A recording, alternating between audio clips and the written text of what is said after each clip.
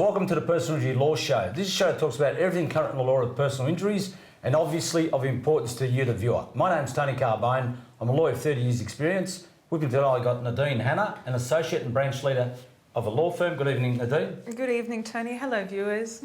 And also the one and only Vivian Ryan, director at Gravia Media. Good evening, Vivian. Hi, Tony. Hi, Nadine. Good evening, viewers. Viewers, tonight we're going to give you an update on workers' compensation law, that is WorkSafe. So stay tuned, it's a must-see episode. But before that, we're going to talk about what's in the news, What's Viv. in the news? A lot's been happening in the news. It has been. Now, the first story, a young girl drank out of one of these sanitiser bottles, Nadine, and she nearly poisoned herself. Well, tell us a bit of the facts of this case. Well, it seems that a little 3-year-old had ingested the hand sanitiser, Tony, and unknown to the family, that it was quite alcoholic. Potent. Yeah, it was 60 to 90% of alcohol, and the poor girl was quite unwell and was admitted into hospital with an induced coma from... Yeah, to try and bring her back, they had to put her in an induced coma, Viv. And, you know, when you consider the average glass of wine or beer is only 4.8% alcohol, this is 60 to 90%. This is really, really considerable. And it's really scary. And it's also on the back of that poor child that was actually recently died after ingesting batteries unknown to... One of those little round batteries that you find in everything these days, viewers. Yeah. Unknown to the parents, and apparently you were saying that she attended the hospital 4 times. The doctors didn't actually administer or undertake... They did do an X-ray. An X-ray, and this poor child died. How old was that child? 11 months. So, I mean, it's really, it's so concerning. Obviously, you know, we're both parents and, you know, you worry all of the time. And I saw those batteries in my wastebasket in my bathroom the other weekend, and my mother said, listen, you've got to really get them out, because I've got a 3-year-old as well. And apparently it had burned the esophagus of this poor child. Just on that, because the parents had attended the hospital 4 times and X-ray hadn't been conducted, do they have a right to sue for compensation? They have for nervous shock. What's going to happen is it's with the coroner at the moment, Viv, and what will happen is they'll make findings in due course, obviously about these batteries and accessibility and things like that. But I would have thought the family's got a reasonable case because the hospital didn't take the next step of doing an X-ray. So I'd get legal advice if I was the parents of that child. Yeah, and they're grieving at the moment. Oh, and legal, you know, issues aside, obviously, as a parent, you've always got to trust your instincts and demand an X-ray or anything when you're at hospital. Always trust your instincts. And that's what this poor grieving mother said, that she should have insisted, Nadine, that an X-ray be carried out on her daughter. Right. So it's very sad. Sports powder keg, harmful caffeine levels found in supplements. So, Nadine, when you go to the gym and you take these legal sports powders... How often do you go to the gym, Nadine? Frequently, do you? You know, Try and get there frequently. Muscles bulging and everything else. Do you realise that there's 5.5 times the potency of an energy drink? Well, it's incredible because these are effectively pre-workouts that they take, and pre-workouts are naturally designed to give you quite a boost before your workout, whether it be a weights training or a cardio training, and I have taken them in the past, Tony. But the effects of it's a very, very considerable dose of caffeine, and you would wean off it like if you were coming off quite a significant amount of cups of coffee. Well, Viv, this 21-year-old said he couldn't sleep. Lo and behold, 5.5. It's like having 5.5 caffeine hits.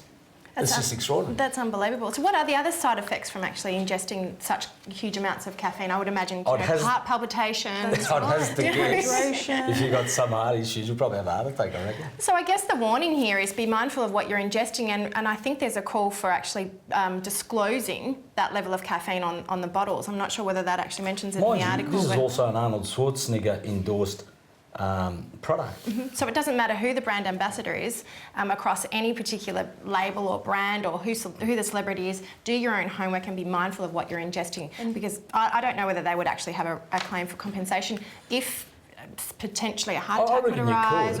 You could.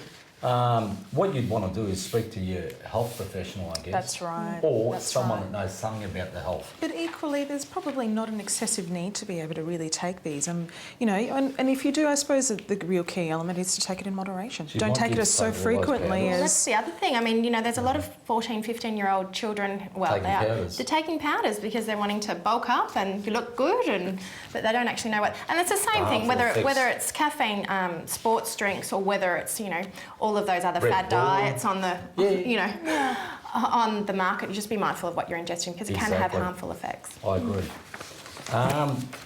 This sad case of a BHP worker goes to court after he's been fined for being too fat. Can you give us the facts there, Nardine? Well, it's a little bit abstract, I suppose we can say. It seems that a coal worker up in central Queensland was, as Tony had indicated, had been dismissed. He was weighing 160 kilos. His job was quite significantly heavy and hard work, and eventually BHP had dismissed him because of his size, and he later brought a claim for compensation because of psychological effects of the dismissal of the claim. That's right. And BHP effectively won the case or defended the case on the basis that they were within their reasons to be able to have dismissed this worker. Well, Viv, I'll get you to read this little bit here. That's the basis on how they won their case. That's extraordinary, isn't it? A Peak Downs mine pre-strip operations manager said he had concerns about Mr Bray's inability to walk a reasonable distance or on uneven ground, as well as his capacity to get into some machines or to assist in an emergency.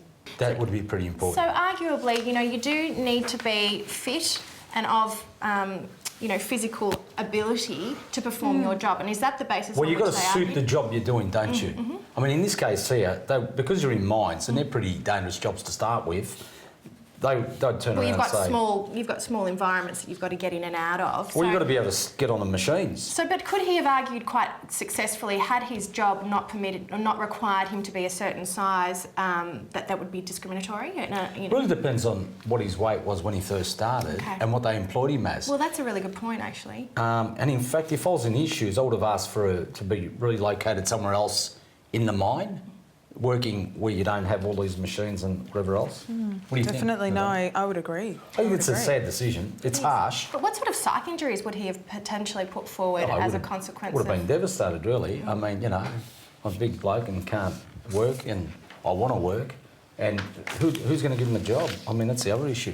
But as a lawyer, people come to you and say, look, I've been dismissed, I've got these, you know, these injuries, these illnesses. What would you say that they would need to argue in order to present a successful finding on their... Well, they gave me the job knowing that I was a big bloke to start with. We don't really know enough about the facts. All We right. might come back to this, Viv. Yeah, but I think always seek advice of a lawyer as well. Of course. Oh, that's a good point.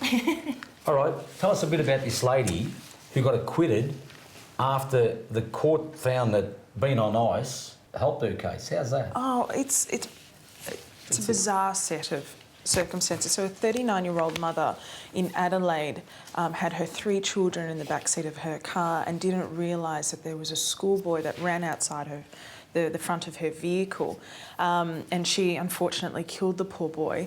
And as the investigations and the criminal charges had continued, it was later she was acquitted on the basis that they couldn't prove or substantiate that she actually had amphetamines in her system.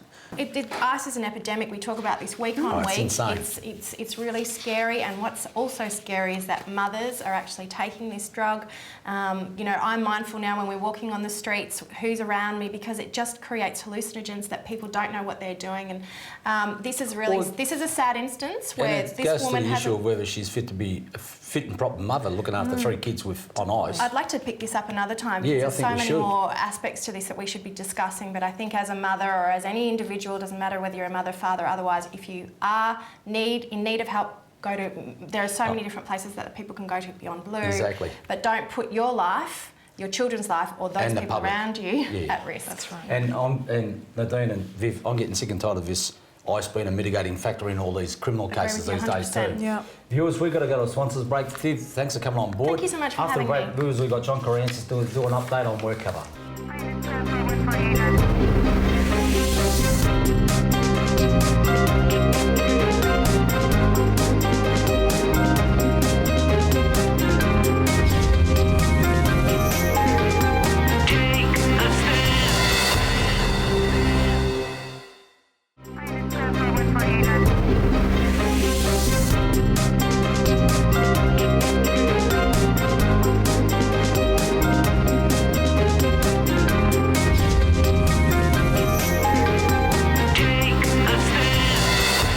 Viewers, welcome back to the show. We've got the Workcover update. We're going to take you through a number of cases, and we've got John Karantzis, a partner at the law firm, dealing with workers' comp. Hi, Good evening, Tony. John. Hi, viewers.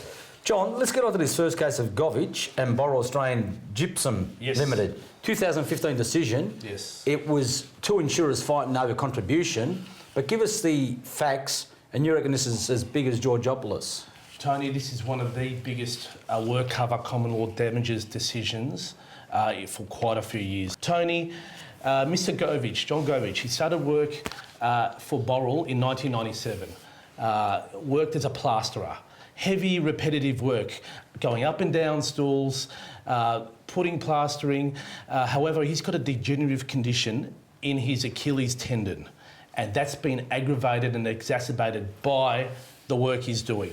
It's called Hageland's deformity, Nadine, and it predisposed him to an injury to his Achilles. That's right. So he eventually suffered from severe tendinitis of the Achilles tendon, Yes. Tony, and that's what rendered him incapacitated Well, or pretty accelerated the debilitating continuation. injuries, Yeah, well, that's right. He ceases work in 2010, Tony, as a result of these work injuries. He's made a claim, he's lodged a serious injury application, which at first instance is accepted by Workcover. Yep. And however, Workcover say there is no liability, as in Boral is not negligent for these work injuries. And that wasn't on the basis that he was a subby, because he was getting... That he was a subby. He's a deemed employee, wasn't he? But he's a deemed employee, Yeah. and Boral Yeah. didn't Yeah. take up that argument at hearing. So Yeah. he's a Yeah. deemed employee, and now the question before the court, Tony, was, did Boral owe A duty of care. a duty of care to Mr. Govic? Yep. Now, at the damages hearing,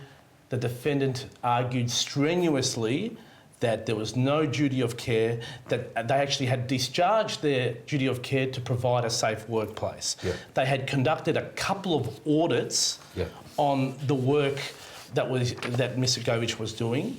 He says Yep. categorically that he complained that what he was doing was causing him pain. Yep. That was denied by Boral, but it came out in evidence that the work he was doing, going up and down the stool, Yep. heavy lifting on a repetitive basis, that basically was the true fact. Yep. The Yep. Court of Appeal found, Tony, that on that factual matrix of the work duties, well, there was a breach of duty of care. Of course. And Nadine, one of the things that weighed heavily against the Boral and the other defendant in this case is the fact that there was never a risk assessment That's right. carried out on the duties that he was undertaking. That's right. So within the OH&S regulations, it's mandatory that the employers and other defendants have a risk assessment on the sites of the work that is performed by their employees. So this was paramount at the time, and a lot of the issues had turned on this exact point. Look, under the OH&S rules and regulations, Oh, yes. more often than not, you're going to win a case based on the fact that a risk assessment hasn't been carried out. Exactly. For example, if you're working behind a desk and on a computer, you know, the chair you're using, the desk height, Oh, yes. the It's computer... ergonomic nature of the setup, isn't it? And whether you're getting enough breaks, Yep. rotation of duties, these are all factors that kick in. So under strict common law principles, it's very hard to win, but under the strict regulatory, legislative changes, makes it a lot easier, doesn't it, John? Exactly, Tony. And that was, again, one of the reasons why Mr. Govic won in this case. The court not only found a breach of common law duty of care, but also found a breach of the 2007 Manual occupational OH&S regulations On manual handling. On manual Yes. handling, where Yes. there's viewers, the employers have all these responsibilities in ensuring a safe workplace. They have to conduct an audit as to what's occurred and what's occurring in the actual work practice, and whether or not Yep. it complies with the It's health and reasonable. It's got to safety be reasonable. regulations. The duty is a reasonable duty of care. And the court found in this instance that didn't occur, that if Boral had made a clear audit of what Mr. Govic was doing in this case, Or an inspection of his duties. exactly, then they would have said, no, you have to stop doing that and you have to change your system of work. Exactly. They didn't do that, Tony. No. And because of that, orders were made against Boral. It's a pain and suffering only case, Tony. Yep. But he's still on payments, this fellow. He's still on Yep. payments for weekly payments of compensation And medical treatment. and medical expenses. Now, the court, interestingly, Tony, has at the same time apportioned contributory negligence on Mr. Govic of 30%. Which is reasonably high, and I guess that's because he had to look out for his own well-being as well, didn't Exactly. he? It's in the end, viewers, it's no excuse, you being the worker, saying, oh, well, this is the way I was doing it and this is what I had to do. Yeah. The court always still says to all workers, well, you have to take care of what you're doing. Of course. You yourself. Nadine, doesn't this highlight that you need to get legal advice in these cases because there's so many issues in relation to legislation, 100%, Tony. complaints, what the worker should be telling the employer, how you present your application, how you present your claim form. Yeah, that's What's right. on the medical certificates. That's right. Disclosing your prior injuries. And also, John, the fact that it was he was predisposed to this injury, it's irrelevant because the employment accelerated the condition, correct? It accelerated and aggravated his previous asymptomatic degenerative condition. What's accelerating a condition mean, Nadine? Well, it effectively means that the condition is sped up by the nature of the work. So it Tony. might come on in the future anyway without That's any right. intervention by work. But work is otherwise Yeah, the cause of the exacerbation. Tony, this is a clear example of employers, you're on notice. You have duties to your employee. Not only common law duties, Tony, but under the OH&S regulations. Rules and regulations, And the regulations will always get the employer, if they don't discharge their obligations, to provide a safe workplace. Exactly. And to ensure an ongoing safe workplace. And there's regs in relation to every aspect of work. Oh, yes, absolutely. Climbing ladders. Oh, yes. Also, walking up and down stairs, manual handling. There's thousands of them. It can involve, depends on what the actual work is. Exactly. Viewers, we've got to get our sponsors break. Stay tuned. After the break, we'll bring you up to date with some further cases.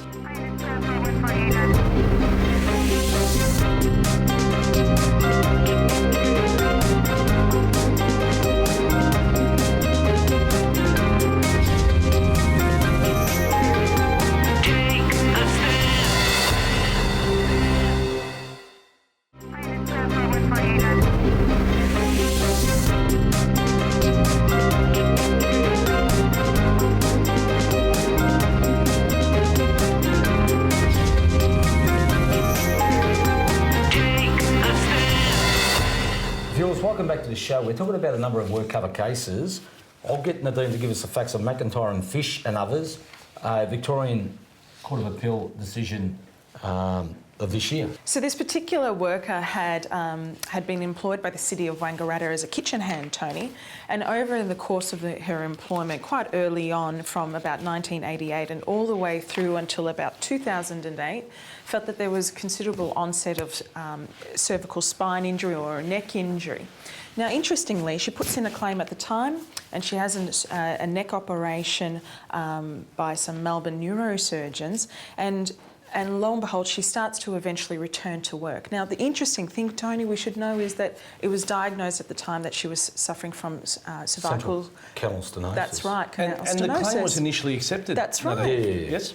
And she eventually returned to work, John and Tony, and then she returns onto full-time duties. And in about 2011, 2012, the progression of the injury had worsened, and she eventually ceases work and submits a further claim. And that's where the problem arises, Tony. Yeah, it does, it's rejected by the Victorian Workcover Authority. They say it's no longer a work-related injury. That's right. But she does get an impairment benefit of $11,500 paid. Yes, Right. which is a quirk of the system, isn't it, Tony? It is. Then somehow it finds its way to the medical panels in March 2014. That's right. And John, what's surprising is that they find that it's no longer work-related. Yeah. The rejection of the claim is referred to the medical panel via the court. Yep.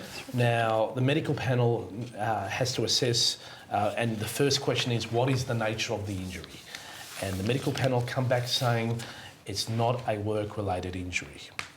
Which is, it's a bit harsh. Yeah. Look, on the circumstances, it seems pretty harsh, doesn't it, Tony? Yeah. The lady's been working there for years. They found that it's a degenerative condition, which has progressed, but it's not related to her work. Nadine, I wouldn't have put in another claim. I would have stayed under the original 2009 claim job. That's an option. Do you reckon that would have made a Exactly. difference? It could have. Oh, yes. Or Oh, what yes. would you lodge another claim? I mean, the reality is, her symptoms would have been really ongoing, From and the probably initial- some contribution from the new work. Exactly. It is a but bit but in messy. the end, and we know why a lot of claims are, that new claims are lodged, Tony.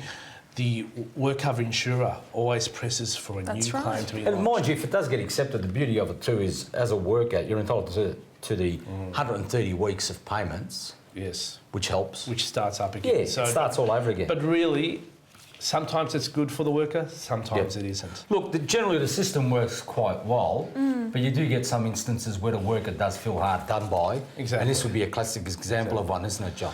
Well, look, the medical panel, their decision is final and binding on Yes, the court. yes. Now, and I'm sure the worker was advised of that prior to the matter being referred to the medical panel. The worker has now instructed Tony to appeal this decision to the Court of Appeal. That's a tough... To a single judge.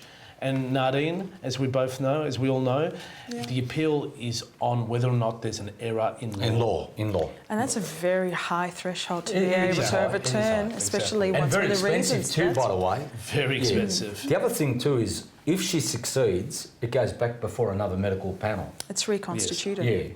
And Which, mind you, it which was again, the medical panel can find the same decision. of course they can. Of course they can. Now, the Court of Appeal, the single judge of the Court of Appeal has found, Tony, in this instance, that there was no error in law. No. That the reasons provided by the medical panel were adequate. clear, adequate. Yep. And unfortunately, the worker does not receive her weekly payments, Yep. medical expenses, Any potential and has a common law? cost order against her. Yeah, But, so- Tony, she can still pursue common law damages. Yes, she can. She can still lodge a serious injury application. I would have thought so. Oh, yes, yes. Let's get on to the next one. Rawlings 2015 again, Court of Appeal. What's the facts of this one? Wow, this is, Okay. well, it seems like there's another family type of situation. It's a family business, and the plaintiff, who's now 54 years old, was employed by his mother and father with respect to... The building company. That's right, Tony.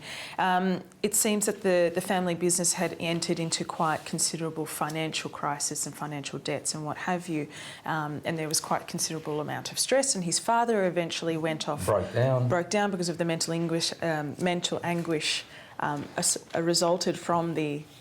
Collapse of the business. That's correct. Yeah. And then his mother had approached the worker as to, you know, start to pick up the extra duties to be able to assist with the family business and what have you. And lo and behold, the deterioration of his health continued, and the client eventually He ended up ceased with a work. psychiatric injury himself, That's John. right. Yes. And John, sadly, he lost. He What was lost. the basis of this? Again, the Court of Appeal found, it was a single judge in the Court of Appeal found, Tony, that the injuries that he claimed for, and this is... It's a quirk of the Workcover legislation, isn't it, Tony? It is. This claim was for injuries arising in 1994. Okay. Now, the application was made pursuant to 135AC of the Act. This is very old legislation. It's old legislation, but it's a quirk in the system which allows someone that's suffered injuries back then to make a claim now if it has crystallised now. Yes, yes. Now, the single judge of the Supreme Court, the Court of Appeal, Tony, has found that It's not work-related. the injuries were not work-related. They arose out of a familial situation. Relationship as opposed to a Work relationship. employer-employee. Yes. Jeez, it feels like we're splitting hairs a bit, doesn't it, John? Tough decision. Tough Yeah, decision. yeah. Here, the Court of Appeal judge has found that the duties that he was claiming to do as an employee were actually, in fact, duties that a son would be Would doing carry out. throughout in the family context. Nadine, if he had have got his duties in writing Yeah. as to what the mother now wanted him to do, John, would that have helped him, you think? Oh, yes. Okay, Yes. okay. Yes, unfortunately, and that was part of the decision. His Honour determined that there was no change in his work role. His work role was still the same as his. There was no formal change, Yep. and as such, he was now acting as a son in a familial context, That's as sad. in helping Yep, out the yep, family. yep. Anyway, we've come to the end of the show, John and Nardine. Thanks for coming on board, Nardine. Thank John, you, as Tony. usual, Thank you, pleasure. Tony. Viewers, thanks for watching. Go to our website and go to our media platforms. Go to our past episodes. Stay tuned for future episodes. And always remember to stay safe.